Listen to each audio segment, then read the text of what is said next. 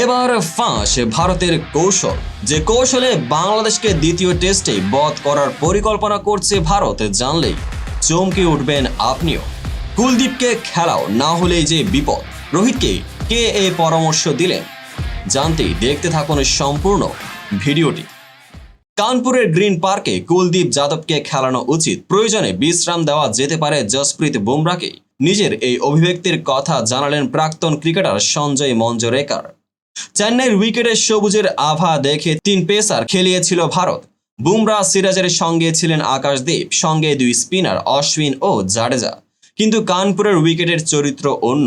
এবার যে পিচ হয়েছে তাতে প্রথম 2 দিন সাফল্য পাবেন পেসাররা, তারপর উইকেট স্পিন সহায়ক হয়ে উঠবে। তবে চেন্নাইয়ের মতো গতি ও বাউন্স কানপুরের উইকেটে থাকবে না, তাই স্পিনাররা বাড়তি বাউন্স পাবেন কিনা মুশকিল। তবুও মঞ্জরেকর 3 স্পিনারের খেলার পরামর্শ দিলেন। মঞ্জরেকর মনে করিয়ে দিয়েছেন, এর আগে ইংল্যান্ডের বিরুদ্ধে ঘরের সিরিজে কুলদীপ 4 টেস্টে 19 উইকেট নিয়েছিলেন। মঞ্জরেকরের কথায় কুলদীপকে সহজে বাদ দেওয়া যাবে না। টার্নার না হলেও চেন্নাইও কুলদীপকে খেলানো যেত, কারণ ভারতের উইকেটে প্রথম 1.5 দিন পর স্পিনাররাই সুবিধা পায়। এরপরে মঞ্জরেকরের সংযোজন।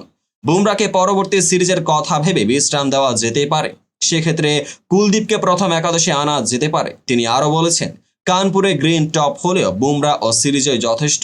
দলে যখন 3 জন স্বীকৃত স্পিনার রয়েছে, তাদের একসঙ্গে খেলানো উচিত। তো বন্ধুরা, এই বিষয়টি নিয়ে আপনাদের কার কেমন মন্তব্য অবশ্যই কমেন্ট বক্সে জানিয়ে দিবেন। আর চ্যানেলটিকে সাবস্ক্রাইব এবং পেজটিকে ফলো করে পাশে থাকবেন, যাতে পরবর্তী ভিডিওর সকল নোটিফিকেশন সরাসরি পেয়ে যান।